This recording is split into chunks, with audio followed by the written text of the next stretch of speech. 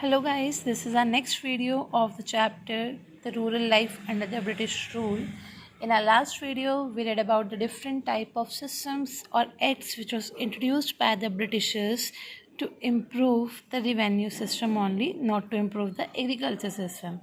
So now in this video we are going to read the first topic is commercialization of agriculture. Now commercialization, what do you mean by commercial? Commercial means when we do any work but for the motive of earning profit, or you can say that not for the self use, for the other person's use, and we are not giving it as a charity, we are just earning a amount from that. Clear? So the commercialization means when we do any activity for the purpose of sale in the market, or when we do any business deal, is known as our commercialization. Now commercialization in agriculture occur. How it occurs, let us see. Basically, Indian farmers used to transform their cultivation from self-consumption to the market products. Like you can say that earlier they were producing grains, wheat, rice, all these things they were producing, but now they start selling all these products, they start producing all such products which is going to be sold in a market. But they were not doing all these things according to their own wish. They were forced by the British government that time. And they used to grow cash crops, and the cash crops were cotton, tea, sugar, indigo, all these products which we are going to sell in the market, and they can able to earn a profit. But farmers were not able to earn a profit. Only British government was able to earn the profit. And this system, as I told you earlier, introduced by the Britishers so that they can able to improve the economic conditions, not the economic conditions of our country, but their own economic conditions. Now we can see that how the farmers were facing losses. They were facing losses like East India. We had three parties: East India Company, peasants, and then England. Peasants used to sell their crops at a very cheap rate to the East India Company, whereas East India Company used to sell all these products in England at a very huge profit. Clear? So you can see that they are taking the products from here at a very cheap rate and selling it to the England at a very high rate. Clear? So this was the all system of the commercialization of agriculture. In this commercialization of agriculture, farmers were forced by the British East India Company to grow indigo. They were forced to produce indigo cultivation or to do indigo cultivation. Now what is indigo? Hindi में अगर उसमें बोले नील की खेती, I think you remember the नील की खेती, which in today's era our mothers used to give color to a white shirts, no, कि भाई वो येलो ना हो जाए, तो they used that neel. So in this way, at that time we had a natural blue color which is used for the dyeings, the different products or the different clothings over there. Now this natural blue color or indigo usually extracted from indigo plant. Let me show the picture of an indigo plant. Here is a picture of indigo plant. You can see that indigo berries we are having. Then they used to extract it powder, and then it is into dyeing colors over there. Clear? So in this way they used to convert the indigo berries into the particular final products so that they can able to sell in the market. Now farmers were forced to grow more and more indigo cultivation over there. Why so? Because there was a one basic reason that Indian climatic condition is suitable for indigo, as well as this time American colonies were also declining the production of indigo because of one major reason. Because I think you know very well that when we grow indigo at a particular piece of land, then the fertility of that area reduced, or you can say that comes into the zero. Clear? So जब America को लगा कि उनकी जो declining हो रही है because of land fertility is reducing day by day, so they stopped producing the indigo there. Now the British East India Company felt is as an opportunity. How? उन्होंने देखा कि अमेरिका तो काम कर नहीं रहा है, so they just felt it as an opportunity that they can able to sell this indigo in Europe as well as into other countries over there. Now when they used to sell the products or indigo in the other countries, they used to follow the same procedure as I explained you above. Like European countries indigo plantation used to export into the European and other countries.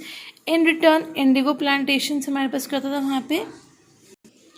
In return, European countries used to get a huge profit from all these things. But Britishers used to take this indigo plantation at a very cheap rate from the Indian planters. Clear? So in this way, again, they were facing only the Britishers were earning higher and higher profit. Indigo planters were facing losses again over here. And there were, except from this reason, there were other reasons that farmers were not feeling benefited after the production or after the cultivation of indigo. Here we are having few reasons that why the farmers were not in the favor of indigo plantation.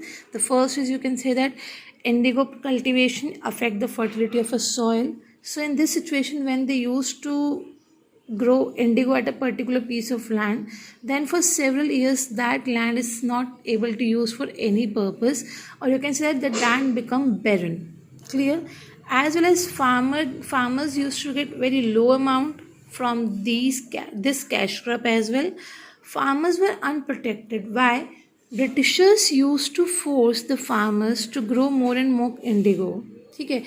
If in case farmers deny to produce such crops, then they faced exploitation or they were beaten up by the British government as well as the other zamindars, because zamindars were getting the profits from this thing also. Clear? So in this way, farmers were not getting any kind of positive impact from all these things. For the cultivation of indigo, we had two systems during that time. Is the first is niche system and the other one is riot system. Now riot means the Indian farmers. Now niche means, here in the niche system, basically we had a difference between this. First, let me give you the basic of this system. The first is niche. In the niche cultivation, Britishers used to own the land, or either they used to take a land on a rent ताकि वो अपने तरीके से वहाँ पे cultivation कर सकें. Whereas if we talk about the riot cultivation, under this system Indian farmers were forced. Riot का मतलब होता है हमारे पास Indian farmers. So in this way, Indian farmers were forced to grow more and more cultivation of indigo only. ठीक है? In niche cultivation, they used to hire Indian laborers, whereas in riot cultivation, they used to make a contract with the farmers. Now, in niche cultivation, when they used to hire a labor from outside, they used to give very low amount to these people as well. Same as in the riot system, when they used to contract with the farmers, so contract were only in the favor of a British government, not in the favor of the Indian farmers. Now, let us have a detailed look from the book of these two different topics over there. Now you can see in this paragraph that niche cultivation was taken up by the Britishers. They used to buy the land, or they used to take a land on a rent. Clear? They hired laborers to grow indigo. In niche cultivation, it was practiced only on the 25% of the total land area. ठीक है? But ऐसा नहीं है कि Britishers were taking whole lump sum control, तो उन्हें कोई नुकसान नहीं था. In this system also we had some problems. The first is, for the more cultivation, farmers used to have more and more land, more piece of land. Clear? But they used to give a small plot of land, because after that they just want to acquire the fertility. ठीक है? क्योंकि ज़्यादा करेंगे तो land infertile हो जाएगी. Next one is the planters need plotteds. ठीक है? द प्लांटर्स जो थे उन्हें प्लॉट चाहिए थे, so that they can able to grow the indigo factories over there. But somehow it was difficult because the people who were living near the factories, they were also facing a problem. So in this way, the planters was not able to grow to make the indigo factories near the plot areas. Clear? The next one is, somehow it become difficult so that they can able to secure a large number of labor, because that time farmers were also planting their important grains like rice and during the same year, during the same time. ठीक है? सो एक तरफ तो जो किसान थे सारे के सारे क्या करते थे, राइस ग्रो कर रहे थे.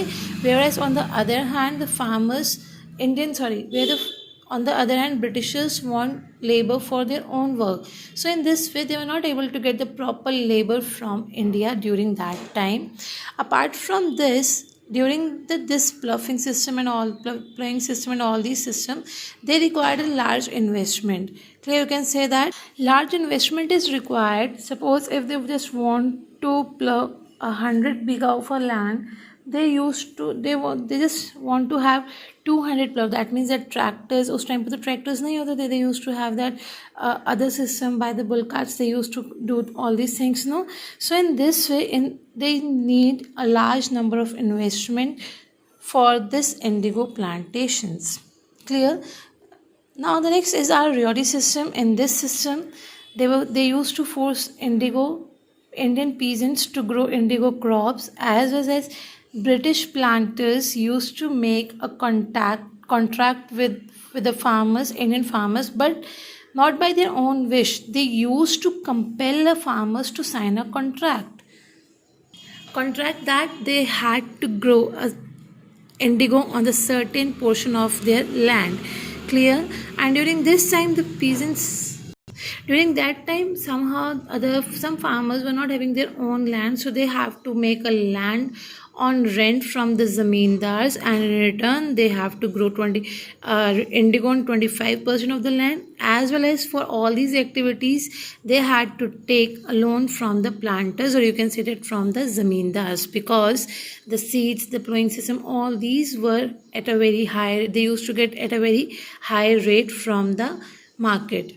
Somehow this system also had some problems, like the planters used to get the farmers used to get very low prices from the planters, and in this way they could not able to earn profit anytime, because the amount they used to get from the indigo plantation is very less as compared to the amount which they used to get from the rice and from the other crops. Clear. So in this situation, when they're not able to earn the profit, they cannot able to pay back the amount of a loan, or you can say that the interest of a loan over there. So in this situation, the farmers become a bad debt, and during this time the farmers used to be forced by the Britishers that now you have to come in another contract to grow indigo. So in this way, this system goes on, and the debt system was never cleared by them. It used to pass from grandfather to father, then father to son. So the whole people used to become a bad debts of India. Clear. So this was all about the system of indigo plantation. In the next video, we are going to read about the Indian indigo revolt. Clear. That how the people used to make a revolt against the indigo plantation. Till then, just have a reading of these two topics from your book. If any doubt, then you guys can ask from me. Till then, take care. Bye bye.